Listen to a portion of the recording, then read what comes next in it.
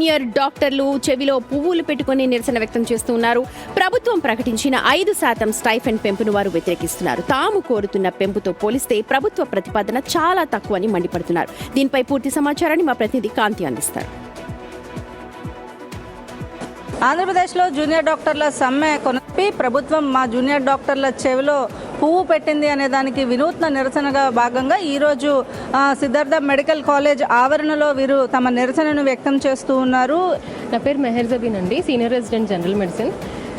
Government ఇచ్చింది ఏంటంటే 3% అంది. ఇది ఇప్పటి నుంచి కాదు, డే 3 ఆఫ్ స్ట్రైక్ నుంచి వాళ్ళు అలాగే చెప్తున్నారు 3% అని చెప్పి. నిన్న ప్రెస్ రిలీజ్లో వాళ్ళు రిలీజ్ చేసింది కూడా అదే అమౌంట్. ఇంకోటి ఏంటి, మమ్మల్ని ఎటువంటి చర్చలకు పిలవకుండా మాతో నెగోషియేట్ చేయకుండా వాళ్ళ ప్రెస్ రిలీజ్ అనేది చేశారు. దట్ ఇస్ వెరీ నీవ్ అనమాట.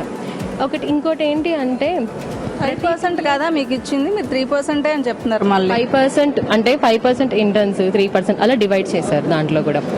ఇప్పుడు ఏంటి అంటే ప్రతి 2 ఇయర్స్కి ఒకసారి రివిజన్లో మనకి 30% రావాల్సింది ఇప్పుడు 3% ఇస్తున్నారు అంటే దట్స్ వెరీ వెరీ క్వశ్చనబుల్ అనమాట. ఎందుకు అంటే పర్చేసింగ్ పవర్ కూడా పెరుగుతుంది ప్రతి ఇయర్కి. లాస్ట్ ఇయర్ ఉన్న రేటు ఈ ఇయర్ దేనికి ఉండదు. గవర్నమెంట్ మీతో చర్చలు జరపలేదని మేడం చెప్తూ ఉన్నారు.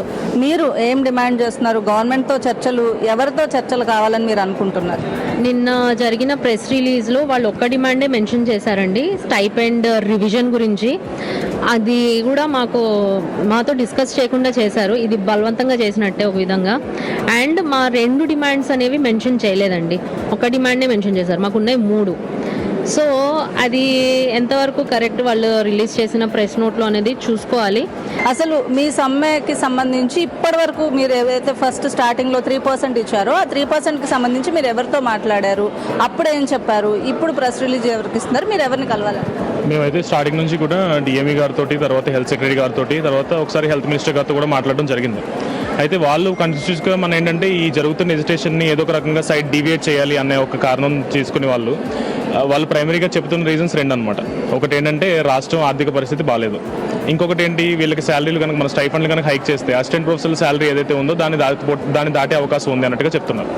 సో ఫైనాన్షియల్ బర్డెన్ పెరుగుతుంది రాష్ట్రం మీద అనేది చాలా అవాస్తవం అండి. ఎందుకంటే మాకు స్టైఫండ్లు వచ్చేదంతా కూడా డిఎంఈ నుంచి వస్తుంది, అది కూడా అన్కంట్రోల్డ్ బడ్జెట్ నుంచి వస్తుంది.